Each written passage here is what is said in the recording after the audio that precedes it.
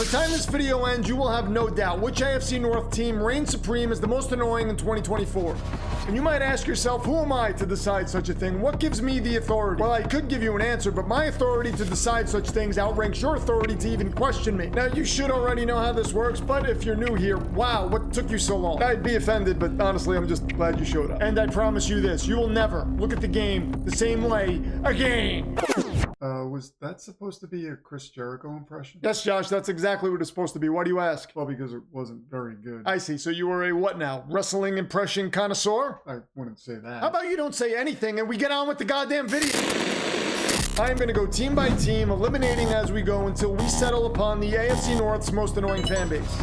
And of course, there will be a quick intermission as we check in with Mr. Demarest of NFL High School to see what he has to say about the free agency frenzy. But by the time this video ends, only one shall remain standing. The single most unbearable, loudest, most obnoxious AFC North fan base of 2024. And if you think it is not your team, we'll see about that. Having said that, the very first fan base I'm removing from this list is the Cleveland Browns. And I know every single one of you just let out an audible gasp because you came into this realm certain Browns fans had to be the most annoying. And listen, I can't say you're entirely wrong, but the reason I'm removing them can be explained using a little-known 1980s sitcom called Small Wonder. The show is about an engineer who builds a 10-year-old robot girl named Vicky. She learns human behavior, which is adorable, but also terrifying because she's absurdly strong, capable of lifting refrigerators with little to no effort. And as a kid, all I could think about was, what if she decided the human race was a plague and built an army of 10-year-old little girl robots to wipe us out?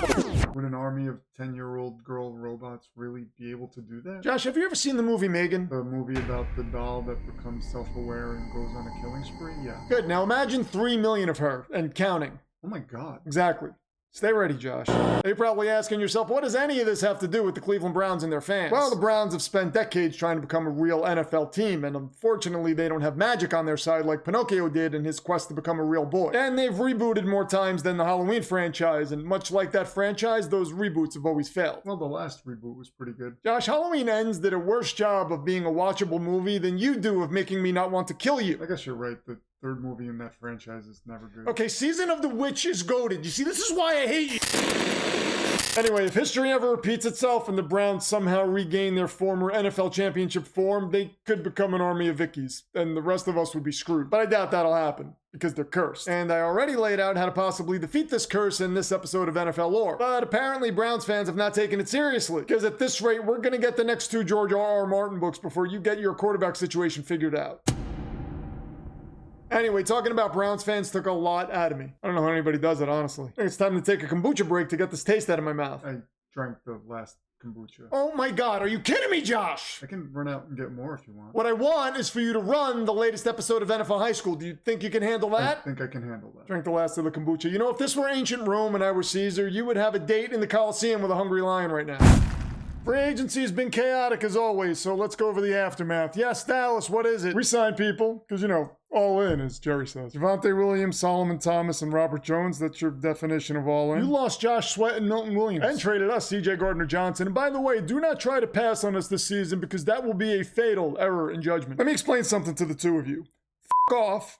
And if you win a Super Bowl, only then can you fuck back on. Thank you, Philadelphia. That was colorful, as always. Hey, can we get our free agency grades already? I've been looking forward to this. I've decided not to hand out free agency grades this year. Oh, thank God. Wait, are you serious? But we did awesome. You did awesome in free agency last season too, Chicago, and where did that get you? I'd prefer not to answer that. Then answer this. If you could do the 2024 draft over, would you take Jaden Daniels over Caleb Williams? Okay, what is this? Ask Chicago a question day? Yes, now answer the question. I'd kind of like to know the answer to that question too, Chicago. I'll answer that. If Washington will admit that they too would have taken Caleb if they had the first overall pick. That would be like asking Nightwing to protect your city if Batman's standing right next to him. You always go with Batman in that scenario. What if Superman's there too? Superman's not interested. He's happy right where he is in Buffalo. So where does that leave Daniel Jones in all this? He'd probably be a clumsy pedestrian that one of the heroes has to save because he trips and falls in front of an oncoming bus. And what about Anthony Richardson? Probably the guy who's asleep at his desk while everyone else in the office is evacuating. Now, would either of them happen to be mutants? I'm gonna have to throw you a no on that. Hold on, Houston. Since we are making DC Comics comparisons and the mutant equivalent in DC Comics are mostly rare and useless, then yes, Indianapolis, it would make sense for them to both be mutants if you like. I don't know what to do with that. That's probably what Daniel Jones is gonna say when you hand him your playbook.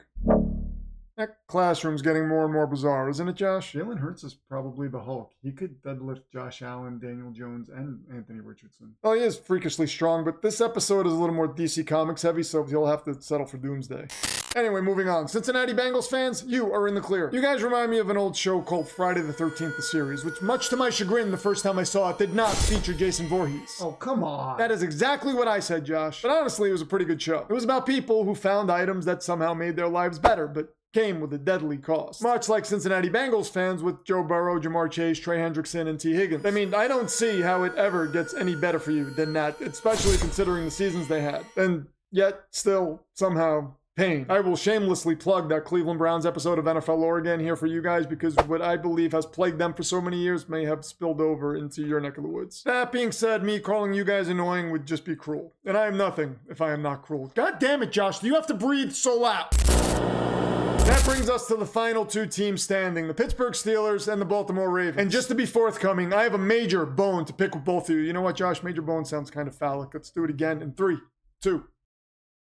I'll start with the Ravens, who under John Harbaugh have a regular season winning percentage of 62%. They are 13-11 in the playoffs and have also won a Super Bowl. And in his 16 seasons as head coach, he holds the record for most road playoff wins with 8. Now, to put this in context, in that same time frame, my New York Jets have a regular season winning percentage of 42%. They have 4 playoff wins, all coming from the 2009-2010 Rex Ryan seasons. And we are on our 7th head coach since John Harbaugh was hired. So as you can imagine, when I hear Ravens fans complain about John Harbaugh, to me it's like hearing a Kryptonian complain that Earth's sun isn't yellow enough. Because if it were more yellow, his super strength and ability to fly faster would be way cooler. It's like hearing Mark Zuckerberg complain that his bank is too small for his 100. Okay, Josh, I think I got my point across, and are you really trying to top a Kryptonian metaphor with a Mark Zuckerberg metaphor? I mean, who the hell raised you? And Steelers fans, you're no better. You could essentially take everything I said about the Ravens and apply that to you. And the thing that drives me crazy the most is the fact that Mike Tomlin has had a consistent streak of winning seasons and continued to do it after Ben Roethlisberger retired. With Kenny Pickett, with Mitch Trubisky, with Mason Rudolph, with Russell Wilson throwing floaters all over the field, and you all sit there and act like these are things that just happen to everybody. Well, they are not. You have no clue how dark the head coaching abyss can be, because you've only had 3 since 1969, and every single one of them won a Super Bowl. So when I hear Steelers fans and Colin Cowherd suggest that Mike Tomlin should be fired, it makes me want to go to Japan and wake Godzilla up and point him in the direction of everyone who takes Mike Tomlin's name in vain. This man would not last 30 seconds on the free market. He would be scooped up before you could say, oh my God, is that Godzilla? And Josh, get me a goddamn kombucha. I already drank the last kombucha. No, you son of... Now, with all that aforementioned insanity off my chest, I've taken it upon myself to defend the honor of professional football, if you can call it that, in the great state of Ohio. In the name of every true Cleveland Browns fan out there, I will thrust the title of most annoying fan base in the AFC North upon the Baltimore Ravens. And my reasoning is sound, and frankly heroic, because you stole a franchise right out from under the noses of one of the most loyal and rabid fan bases in all of football. And those poor bastards have never been the same since. It's like you took Razor Ramon and Diesel from WWE and left them with no other choice but to root for fake Razor and fake Diesel and have to watch the Outsiders go on the WCW and recruit Hulk Hogan and create the NWO. I mean, what kind of people even become Ravens fans considering how the team came into existence? Are you former Browns fans who relocated to Baltimore when Art Modell uprooted the franchise? Are you former Colts fans who just laid in wait hoping the team would one day rise again in Baltimore? And if so, how are you so confident that would even happen? There is a lot going on with Ravens fandom that, I'll just say it, is sinister. In fact, there is more grave than gravy about you. And you should get that reference since your team is named after a literary masterpiece. Which, by the way, makes me believe you all think you're smarter than us. And god damn it, Josh, what do you want? That grave line is actually from Charles Dickens. The Ravens were named after an Edgar Allan Poe story. You've become one of them, haven't you, Josh? By the way, who do you think would win in a fight? An army of self-aware evil Vickies or an army of Ultrons? Oh, you see, now, Josh, that is a good question. Damn you for putting that out into the universe.